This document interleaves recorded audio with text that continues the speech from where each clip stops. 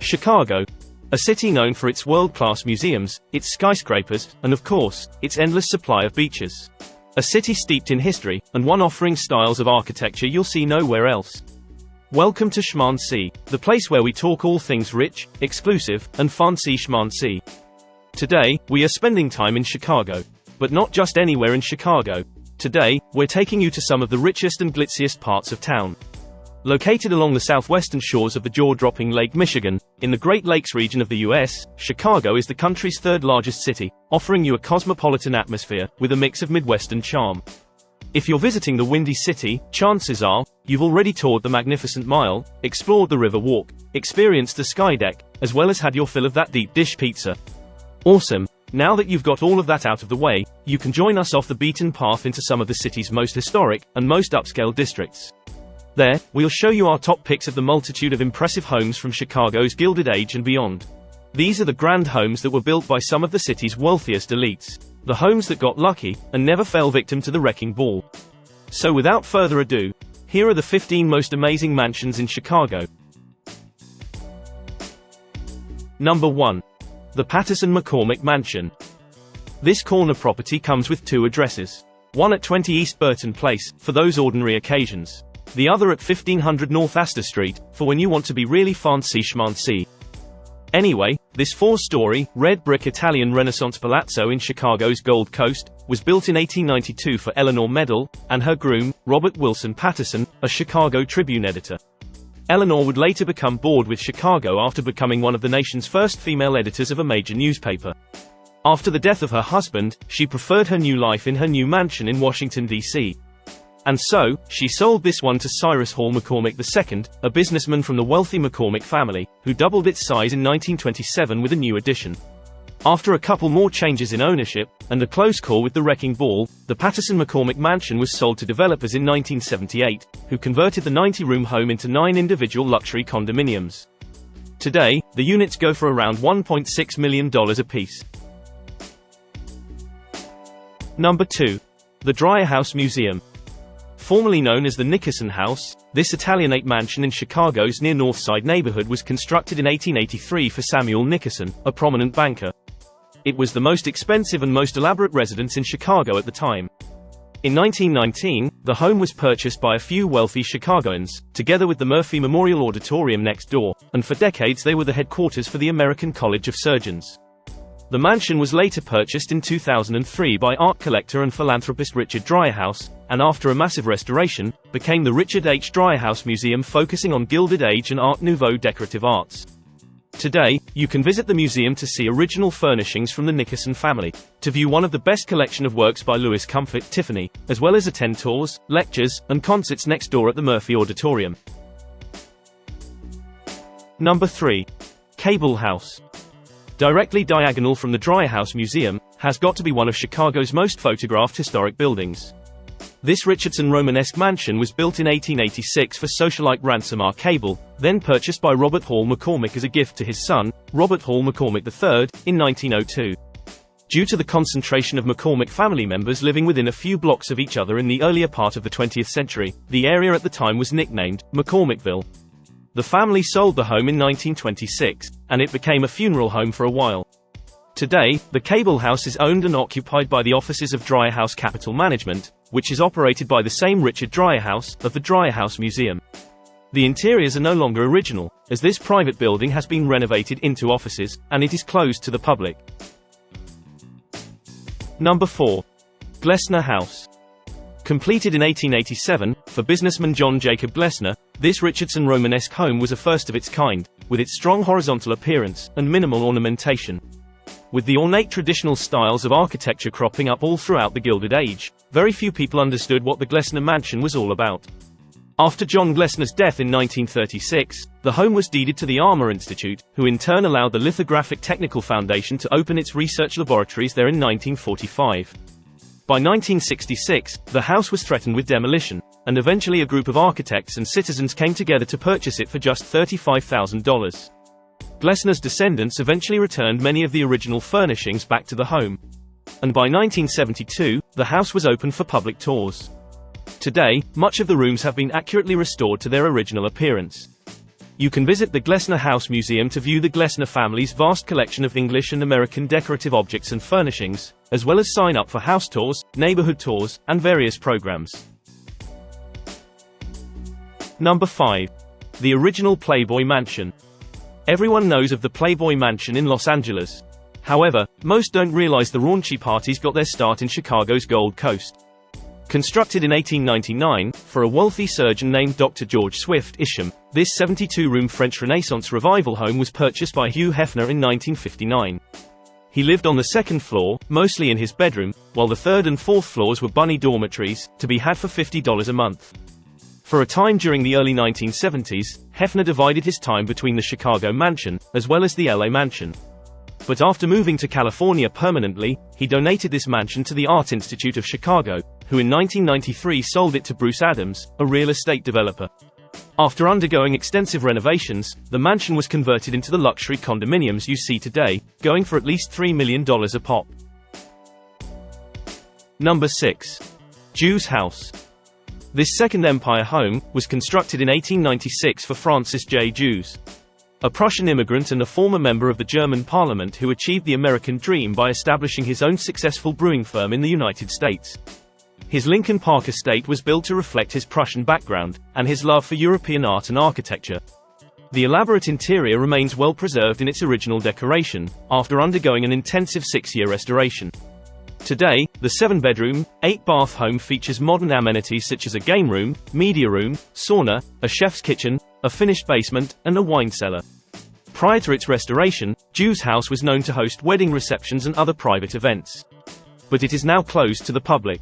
The home did go up for sale back in 2011. However, no known buyer has ever come forward. Number 7. Archbishop's Residence. This all-brick Queen Anne mansion was built at the direction of Archbishop Patrick A. Feehan, the first Archbishop of Chicago. Completed in 1885, you'll find this stunning 3-story, Gold Coast gem in perfect condition, right across from Lincoln Park. It features 30 rooms, including a small chapel, and a whopping 19 fireplaces. The mansion is still owned by the Archdiocese and is used today to house priests and nuns, to conduct Archdiocese business, and to welcome and provide housing to guests. Some guests who've stayed there, to name a few, are Pope John Paul II and President Franklin D. Roosevelt. Considered a private residence, the mansion is not open for touring, and otherwise closed to the public. Number 8. Clark Ford House. This Greek Revival mini-mansion in the South Loop neighborhood is considered the oldest house in the city of Chicago. It was constructed in 1836 for hardware businessman Henry Brown Clark and his wife Caroline Palmer Clark, both natives of New York State. The home has quite an invincible history, well worth researching if you're interested. Originally built at the address known today as 1700 South Michigan Avenue, it survived the Great Fire of Chicago in 1871. Shortly after the fire, it was moved to a location further south, then moved once again in 1977 to its current location, a short distance from its original location. Interestingly enough, the second move required the house to be hoisted over the Green Line, as the elevated tracks were somewhat in the way. Today, the Clark Ford House is owned by the city of Chicago, and you can visit this adorable historic house museum for tours via GLESSNER House, which happens to be right around the corner. Number 9. Robie House. This may not look like your typical mansion, but at 9,063 square feet, we think it's safe to call it that. The home was completed in 1910 for successful businessman Frederick C. Robie and his wife Laura, who wanted close proximity to the University of Chicago, and so they chose a lot in the Hyde Park community of Chicago. Robie House is one of the best examples of Frank Lloyd Wright's iconic Prairie-style architecture, which is marked by horizontal lines, flat roofs with broad overhanging eaves, integration with the landscape, and other elements.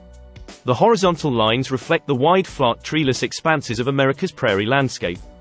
After years of negligence, and narrowly escaping the wrecking ball in 1957, today Robie House is now a national landmark, a UNESCO World Heritage Site, and a meticulously restored house museum owned by the University of Chicago.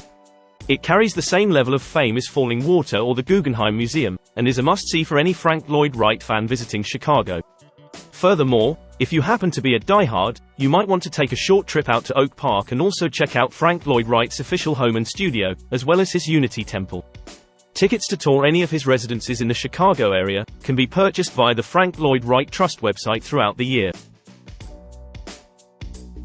Number 10. The Countess Mansion. Okay, we're back again in the Gold Coast, and this time we're directly opposite Lake Michigan, to see a mansion constructed in 1917, for wealthy heiress and socialite, Eleanor Robinson Countess and her family. Her father had generously provided the funds for the home, as a wedding gift. She modeled her lakeside home, after Le Petit Trianon at Versailles, but added one more story to it.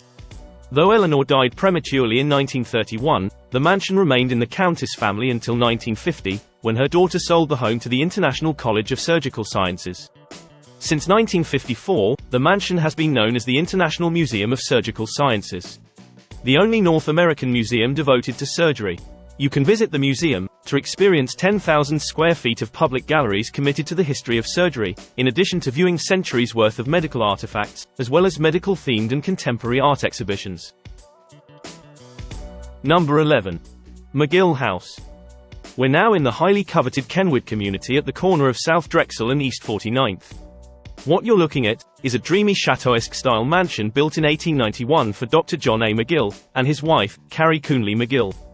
Known for fabricating his relation to the founders of McGill University in Montreal, as well as making a fortune selling miracle potions and quack products to his patients, he was a well-respected doctor in the community.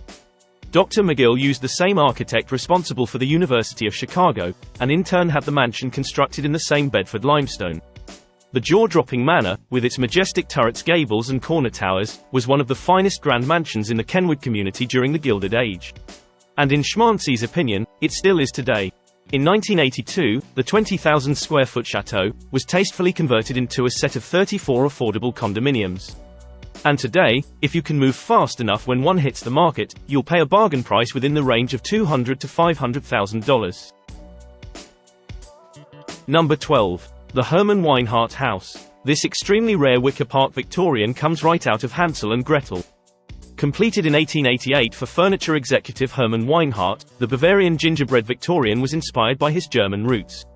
The mansion features 3 stories of intricate detailing, 2 elaborately carved balconies, amazing brickwork, and so much more. There's not too much history on the Hermann Weinhardt house. Only that it's a private residence, and very photogenic. Number 13.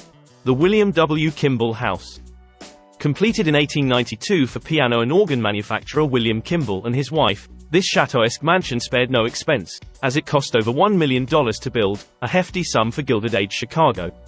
The years after the deaths of Mr. and Mrs. Kimball, the mansion changed ownership several times.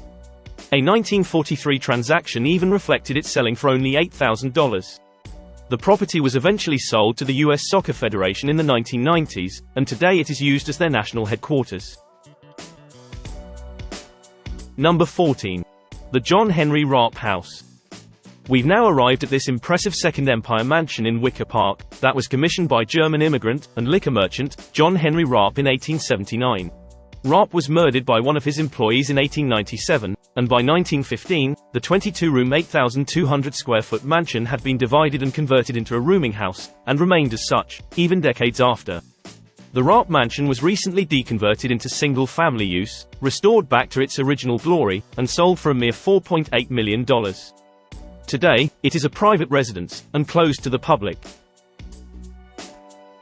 And last we have number 15. The THEURER-WRIGLEY Mansion. This 4-story Italian Renaissance mansion in Lincoln Park was commissioned in 1897 by wealthy brewing tycoon, Joseph Theurer.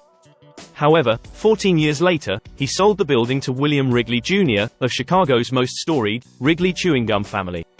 The 15,000 square foot home is a perfect example of the early stages of the Prairie School movement, a period when its first projects had more of a traditional look. During the Great Depression, it was necessary for the Wrigley family to vacate the residence, as it was a bad time to flaunt your riches, as well as your address, in front of multitudes living in poverty. This was a time to lay low, as fancy mansions became targets for kidnapping, robbery, and murder plots. Unfortunately, the family never moved back in, and the property sat vacant for decades, until it was sold to a private investor in 1984. Though the home continued to sit vacant as it went through a string of new owners, and even a foreclosure, its condition remained pristine. The THEURER-WRIGLEY mansion was most recently sold in 2018, at the bargain price of $4.65 million. No one knows what the buyers plan to do with the property. Guess we'll all just have to wait and see. And that's it for the top 15 most amazing mansions in Chicago. So which of these mansions did you like the most? Which ones are you looking forward to seeing on your next visit to Chicago? Are there any that we missed? Anyway, if there's anything else you would like to mention about this topic, feel free to share it with us in the comments below. Furthermore, if you got any value out of this video, be sure to like, subscribe, and click on the bell icon so you never miss out on another video. With that said, we'd like to thank you for watching. And we'll see each other next time.